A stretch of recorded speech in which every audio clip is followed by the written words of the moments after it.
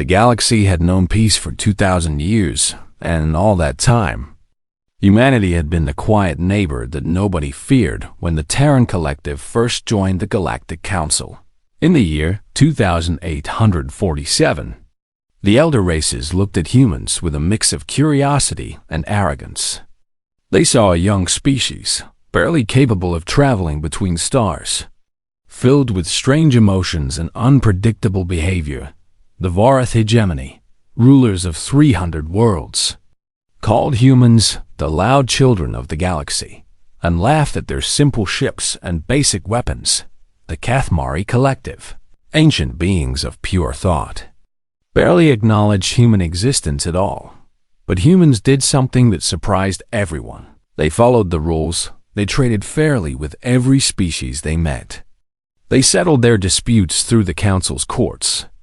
They even reduced their military fleets as a sign of good faith and trust. Over the centuries, humanity spread across 47 colony worlds, building farms and cities and schools. They became merchants and scientists and teachers. They married aliens and raised mixed families.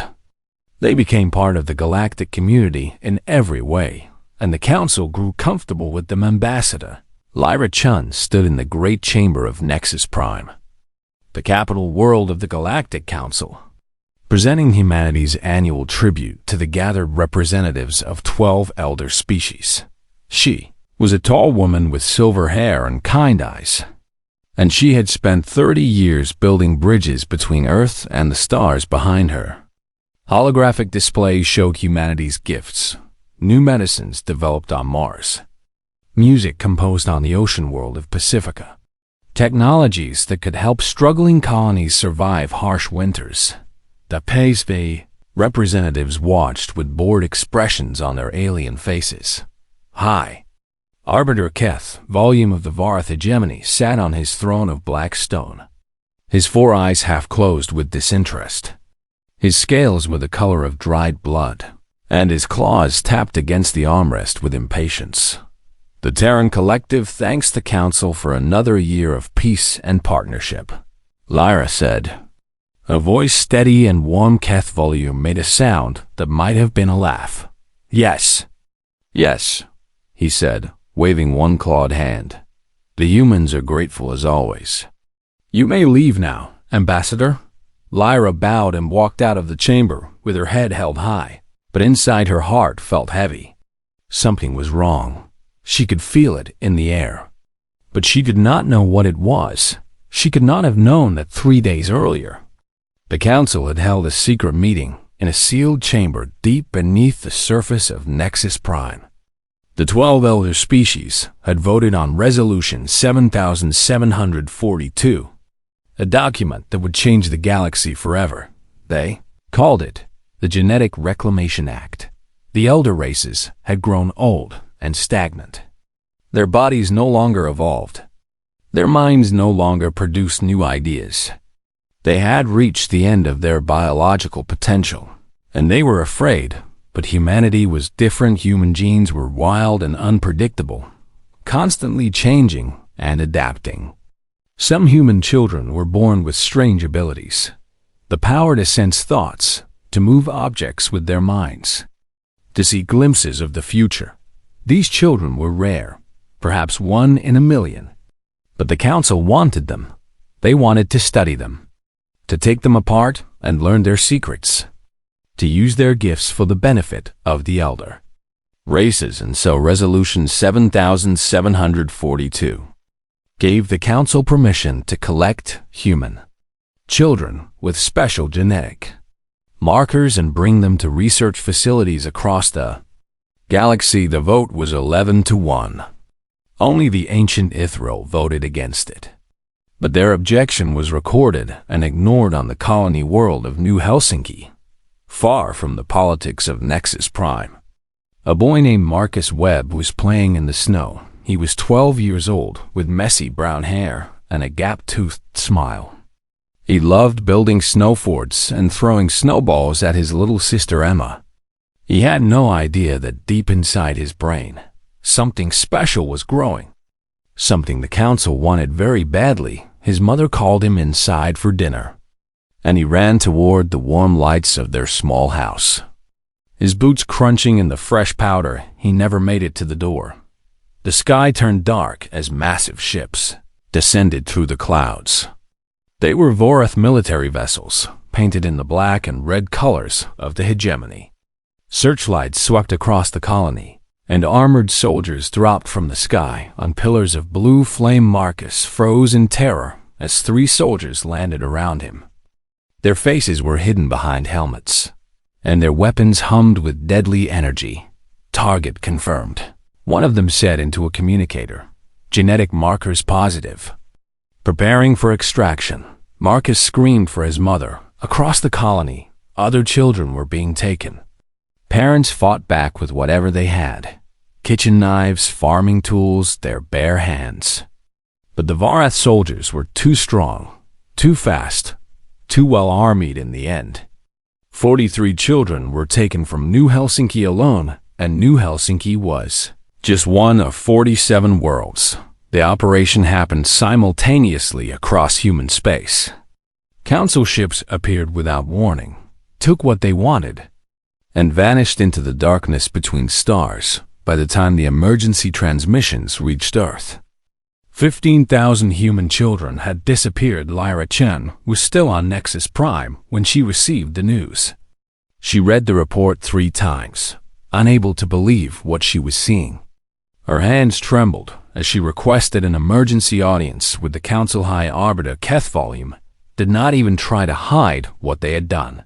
The children are now property of the Galactic Council, he said calmly.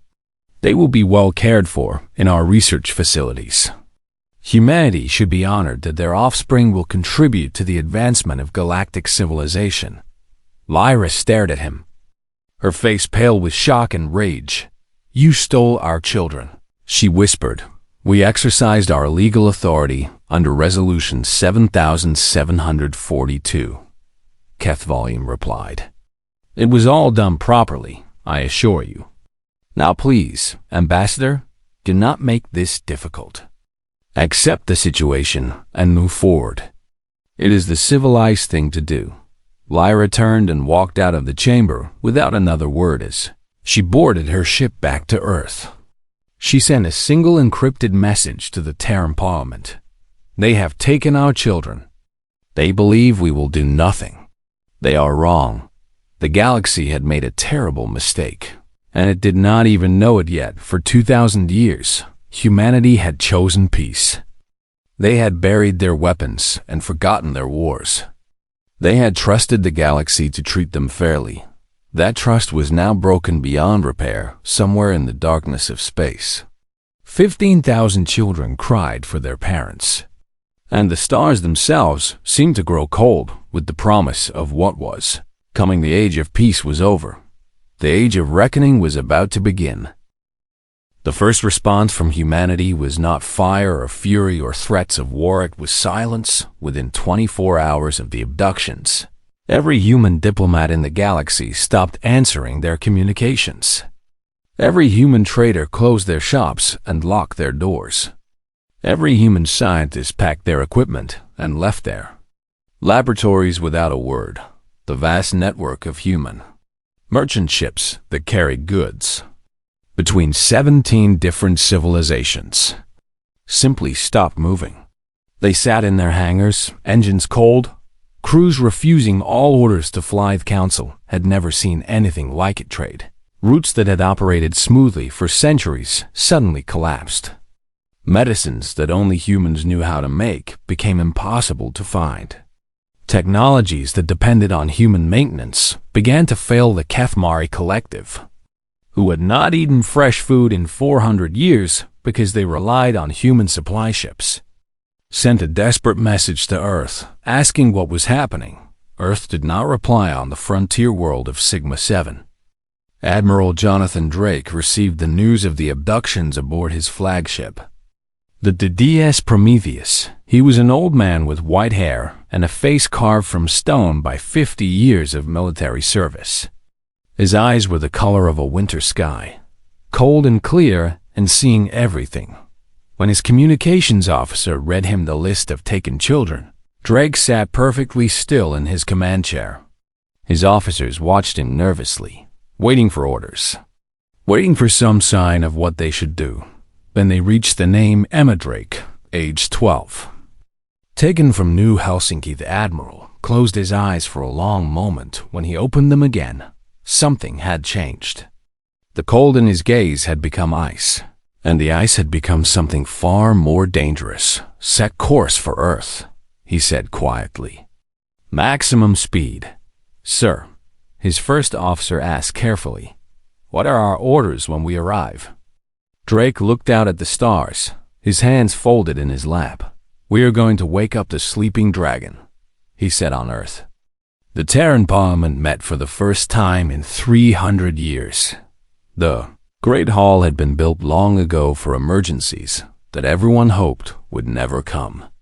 Dust covered the ancient seats, and the lights flickered as old systems struggled to power up. But the representatives who gathered there were not dusty or old.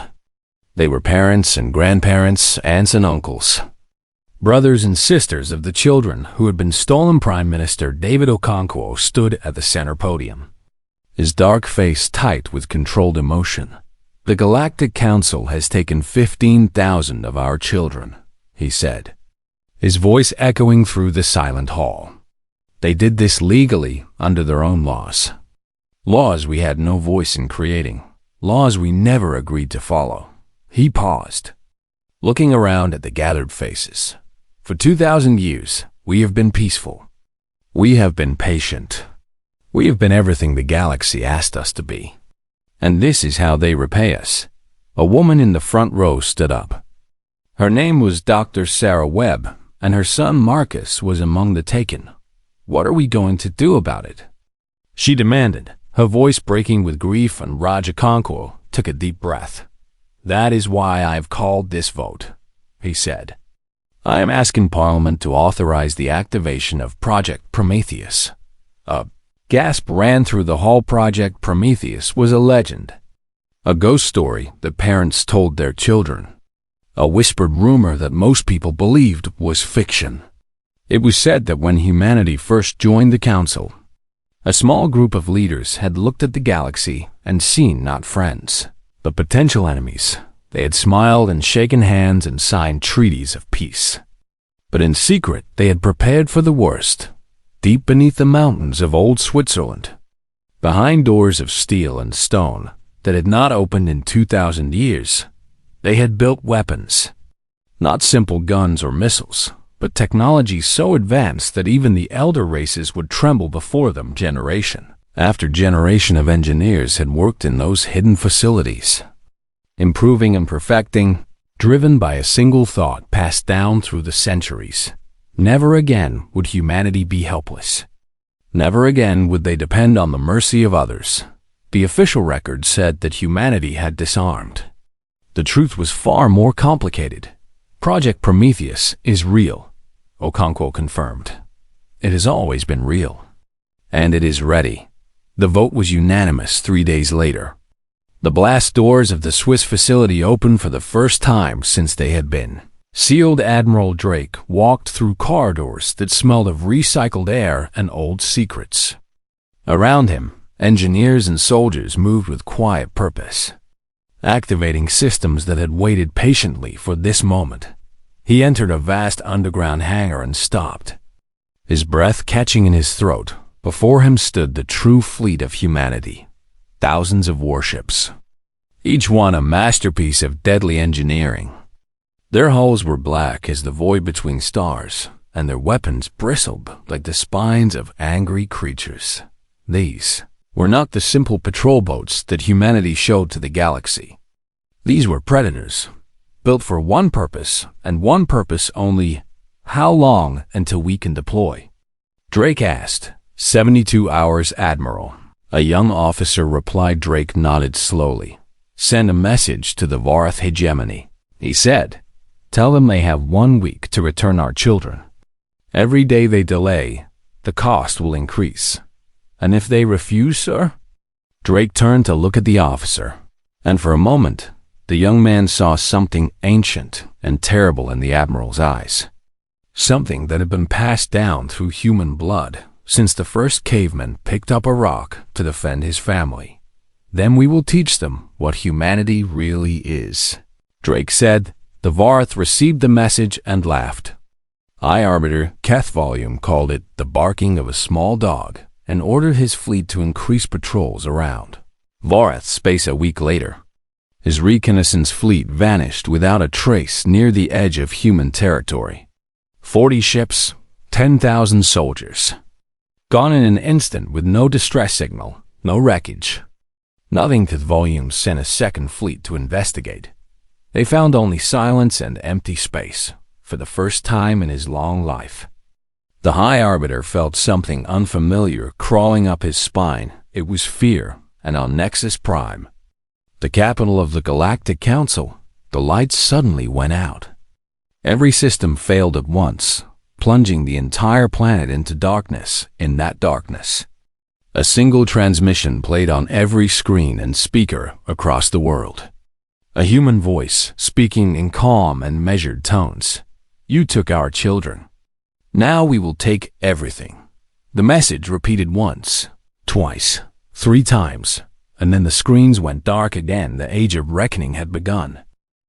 The war began not with a declaration, but with a demonstration. The Bios, the demonstration.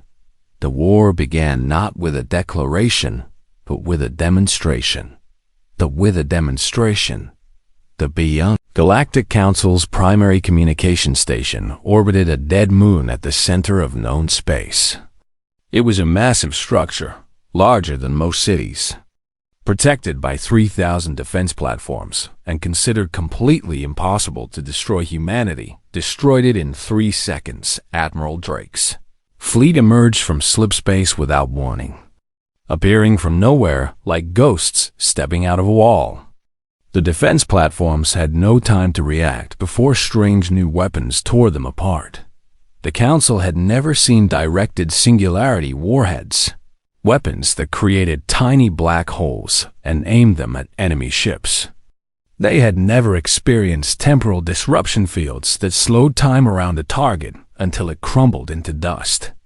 They had never faced enemies who moved faster than thought and struck harder than gods. The communication station vanished in a flash of light so bright that it could be seen from 3 star systems away, and then Drake's fleet was gone, slipping back into the darkness as quickly as they had appeared across the galaxy. Council species received the same message. Humanity was no longer asking for their children back. Humanity was coming to take them. The Vorath hegemony scrambled to respond. High Arbiter Kethvolume ordered every available ship to defend their homeworld, creating a wall of steel and fire that he believed nothing could penetrate. 3 days later, Admiral Drake's fleet appeared above Vorath Prime. His transmission was broadcast on every frequency, in every language. You have 72 hours to return our children. Every hour of delay will cost you a city. This is not a negotiation. This is not a threat. This is a promise. Kethvolume laughed at the message, though his laughter sounded hollow even to his own ears. He ordered his orbital defense grid to destroy the human fleet. The grid was the finest in the galaxy, built over thousands of years and upgraded with every new technology. It had repelled invasions from 6 different species and never failed it. Lasted 9 minutes against the human assault. Drake's ships moved through the Vorath defenses like wolves through a flock of sheep. They dodged and weaved and struck with impossible precision. Plasma fire that should have destroyed them passed through empty space as the human vessels simply were not there anymore. When the last defense platform fell, Drake waited. 72 hours passed, and no children were returned. On the 73rd hour, the capital city of Vorath Prime ceased to exist. It was there one moment and gone the next, replaced by a crater so deep that lava bubbled up from the planet's core. Kethvolume screamed orders at his surviving commanders, but there was nothing they could do. Their weapons could not hit the human ships. Their shields could not stop human attacks. Their soldiers could not even see the enemy before they died hour by hour, city by city. The Vorath paid the price of their arrogance. The council called emergency sessions that dissolved into chaos. The 12 elder species blamed each other for the disaster. The Kethmari collective argued that they should surrender immediately. The Synth Dominion calculated the odds of victory and quietly withdrew their forces from the war, and the ancient Ithrol, who had not spoken publicly in 400 years, sent a single transmission to every species in the galaxy. We warned you about the Primates. We told you they were dangerous. You did not listen, and now you will learn on the ground. Human Marines landed on every world where children were being held. They moved with terrifying efficiency, their black armor making them look like demons from an old nightmare, but they were not monsters. They did not kill civilians. They did not burn cities or destroy infrastructure. They came for their children and for the people who had taken them. Nothing more. Commander Sarah Webb led the assault on Research Station Theta 7, where her son Marcus was being held. She had been a teacher before the war, but 3 months of training had turned her into something else entirely. The station's guards tried to fight back, but they might as well have thrown rocks at a hurricane. Sarah found Marcus in a cold white room, strapped to a table surrounded by machines that had been probing his brain. He was unconscious but alive, and when she lifted him in her arms, tears ran down her face beneath her helmet. "I've got you, baby," she whispered. "Mommy's got you. You're safe now." Across the galaxy, similar scenes played out over and over. Human parents reunited with their children. Human soldiers carrying small bodies out of laboratories and prisons and worse places. Not all the children survived. Some had died in the experiments. Others had been so badly damaged that they would never recover. The youngest victim was only 3 years old, a little girl who had been taken from her crib in the middle of the night when the soldiers found her body. Something changed in them. The cold efficiency became hot rage. And for a moment, the council species glimpsed what humanity looked like when it truly lost control. But Admiral Drake gave orders that were obeyed even in the darkest moments. No massacres, no genocide, no revenge against the innocent. "We are not them," he said again and again. "We will never be them. We fight to protect, not to destroy."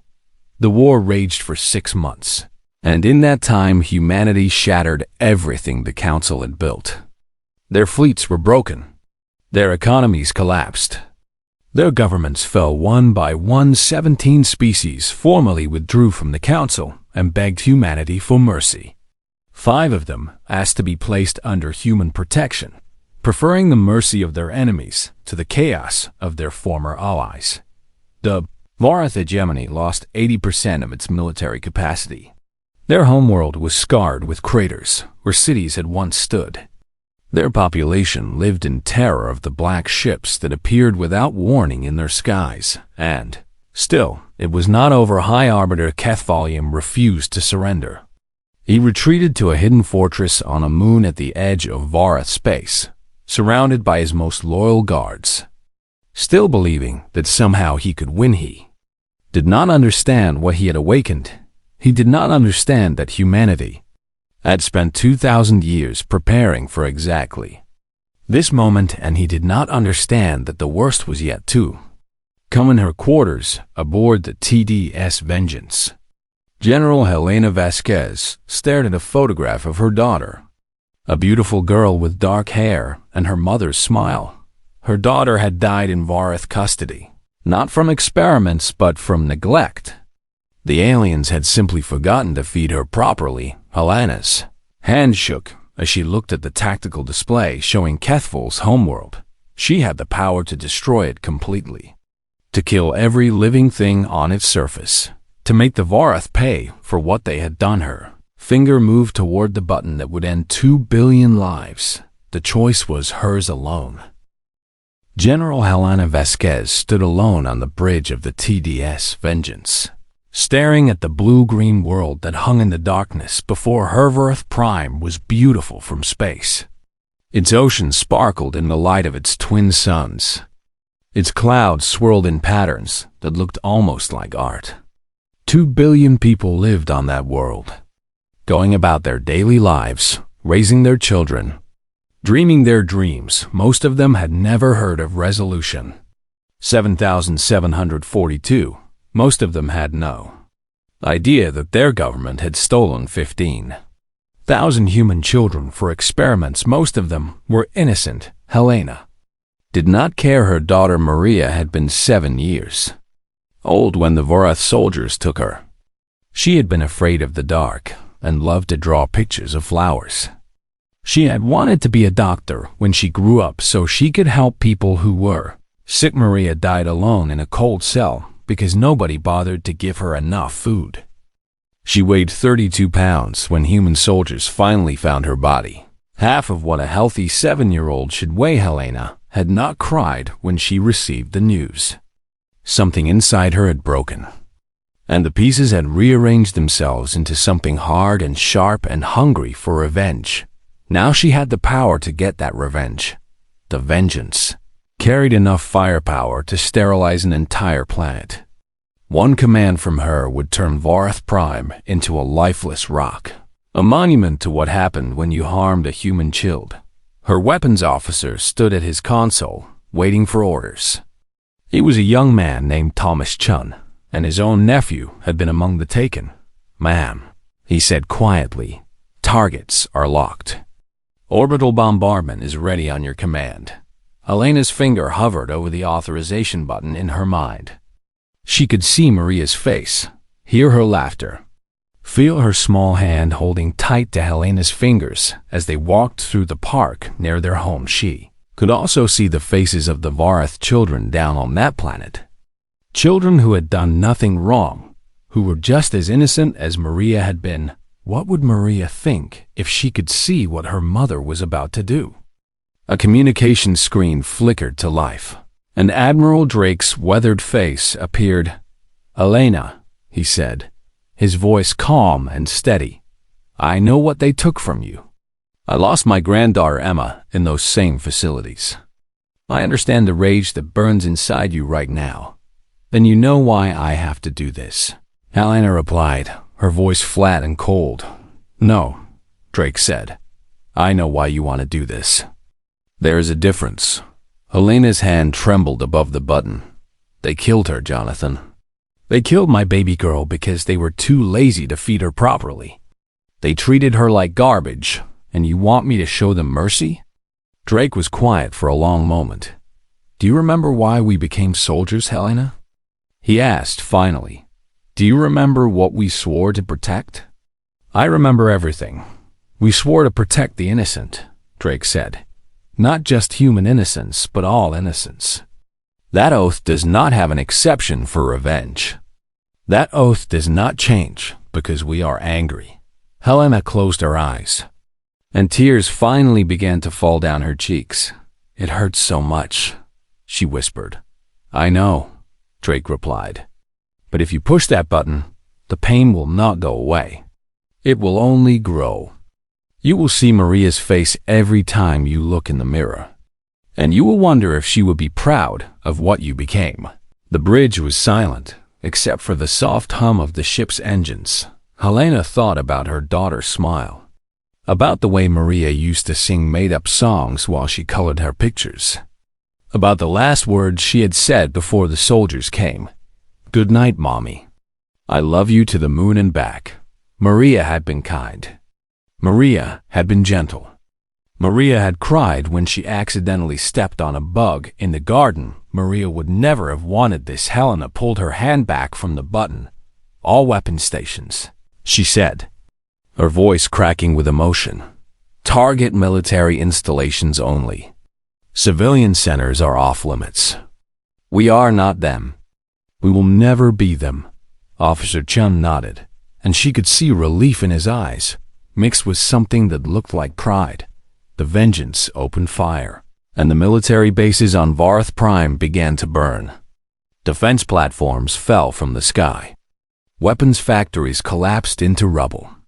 The war machine that had terrorized the galaxy for thousands of years was being torn apart piece by piece, but the cities survived. The hospitals and schools and homes full of sleeping children remained untouched when High Arbiter HFY emerged from his hidden fortress to see what remained of his military power.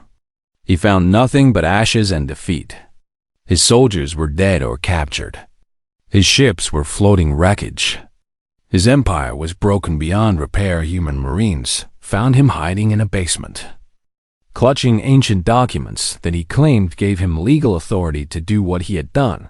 Commander Sarah Webb was the one who put the restraints on his wrists. "You cannot do this," HFY hissed, his 4 eyes wide with disbelief. "I am the High Arbiter. I am protected by galactic law." Sarah leaned close to his face, and her voice was barely a whisper. "Your laws allowed you to steal children. Your laws said it was acceptable to experiment on babies. Your laws let my son be tortured for months while I could do nothing to help him." She straightened up and stepped back. "We do not recognize your laws anymore," she said. "From now on, there is only one law that matters. You do not harm children. You do not harm the innocent. And if you do, you answer to us." HFY was taken to a transport ship along with the 47 other officials who had voted for Resolution 7742. They would face trial for what they had done. A fair trial with evidence and witnesses and a chance to defend themselves. Humanity would give them the justice they had denied to 15,000 children in the aftermath of the battle. General Vasquez sat alone in her quarters, holding Maria's photograph against her chest. She had not destroyed Varth Prime. She had chosen mercy instead of revenge. She had done what Maria would have wanted, but the pain was still there. A hole in her heart that would never fully heal. A soft knock came at her door, and when she opened it, she found Admiral Drake standing in the corridor. "I am proud of you, Helena," he said simply. She tried to respond, but the words would not come. Instead, she began to cry.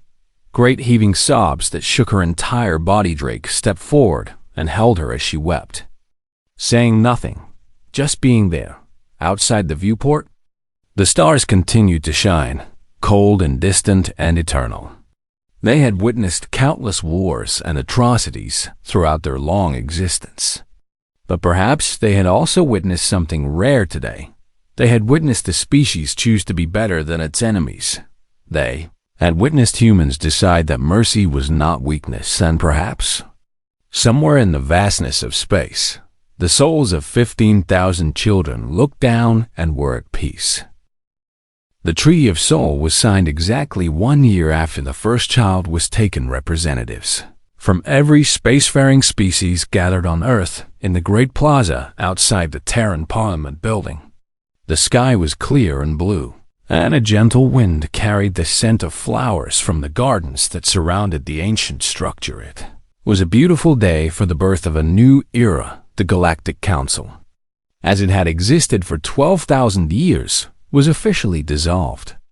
The alliance that had ruled the stars with arrogance and cruelty was gone forever, swept away by the fury of a species that had been pushed too far. In its place rose the Terran Accord. Humanity did not demand worship or tribute or submission.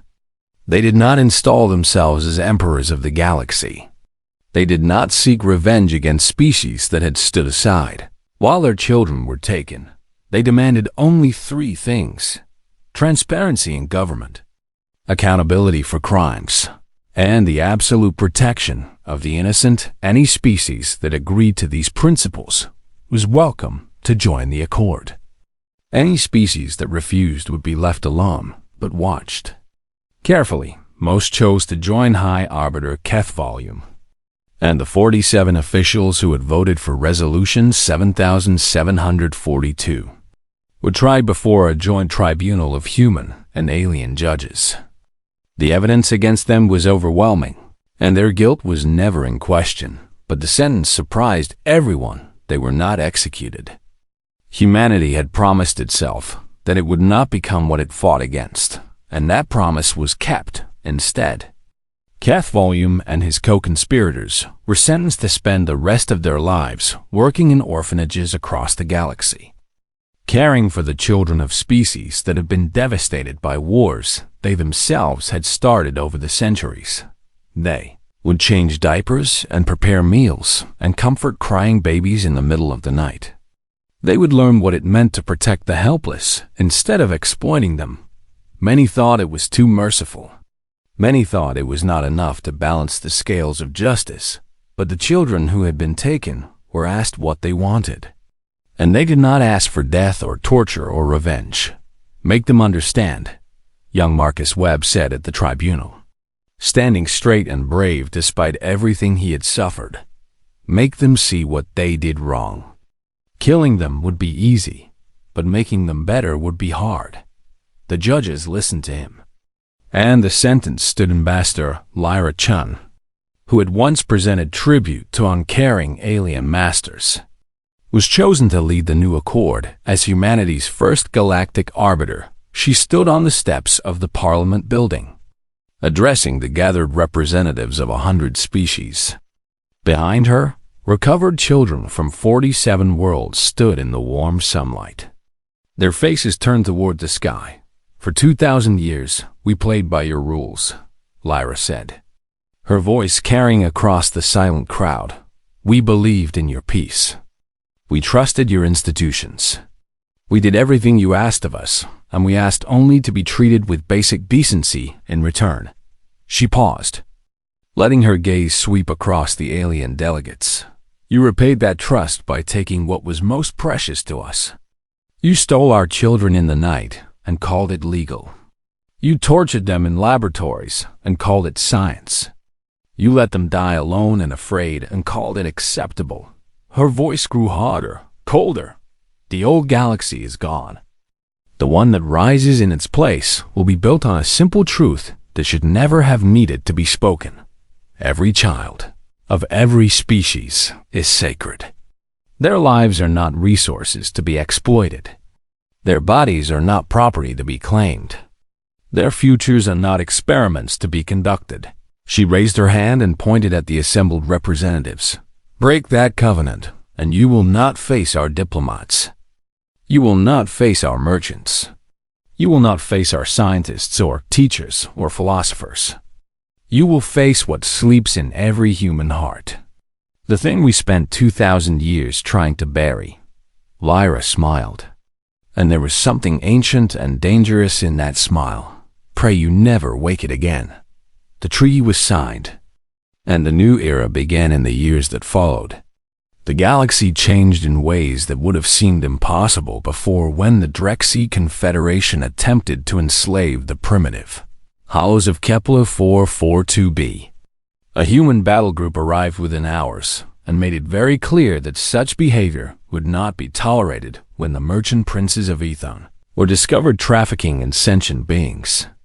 Their entire trade network was dismantled overnight when a famine struck the outer colonies of the Synth Dominion. Human aid ships were the first to arrive with food and medicine. Humanity became the galaxy's conscience, not because they believed themselves better than other species, but because they remembered what it felt like to be powerless. They remembered the terror of watching their children disappear. They remembered the cold silence of a galaxy that did not care. They would not allow that silence to fall again. Admiral Jonathan Drake retired to New Helsinki, to the very colony where his granddaughter Emma had been taken. He spent his remaining years building playgrounds and coaching youth sports teams, surrounded by laughing children who reminded him every day of what he had fought for. Emma, now 17 and enrolled in the Terran Academy, visited him every summer. She was studying to become a diplomat, wanting to build bridges between species the way Lyra Chen had done one evening. As they sat on his porch, watching the sunset paint the snowy mountains in shades of gold and pink, Emma asked him a question that she had been carrying for a long time. "Grandpa," she said quietly, "were we the good guys?" Drake was silent for a moment, looking out at the world he had helped to save. He thought about the cities that had burned on Varth Prime, about the soldiers who had died on both sides, about the children who had not survived long enough to be rescued.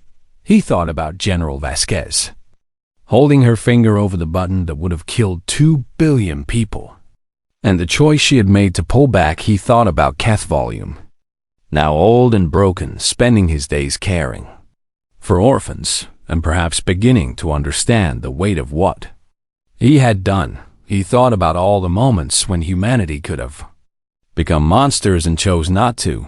"We were human," he said finally, pulling Emma close. "We made mistakes. We almost went too far more than once. We did things that will haunt us forever." He paused, watching the last light fade from the sky. "But when it mattered most, we remembered who we wanted to be. We chose mercy when revenge would have been easier. We chose justice when genocide would have been faster. We chose to protect rather than destroy." Emma leaned her head against his shoulder. "Is that enough?" she asked. Drake thought about the children playing in the streets below, human and alien together, chasing each other through the snow without fear. He thought about the galaxy his granddaughter would inherit, imperfect but healing, scarred but hopeful. "It has to be," he said softly, "because that is what makes us human. Not our strength or our technology or our capacity for destruction. It is our ability to look into the darkness and choose to be light." Emma smiled, and in that smile Drake saw everything worth fighting for above them. The stars came out one by one, and for the first time in a long time, they did not seem cold or distant or threatening. They seemed like a promise, like countless worlds full of children who would grow up safe because humanity had decided to stand guard. The war was over. The healing had begun, and somewhere in the vastness of space, the spirits of 15,000 children rested peacefully, knowing that their sacrifice had changed the universe forever. They were not forgotten, they would never be forgotten, and in their memory, humanity would watch over the stars for as long as stars continued to shine.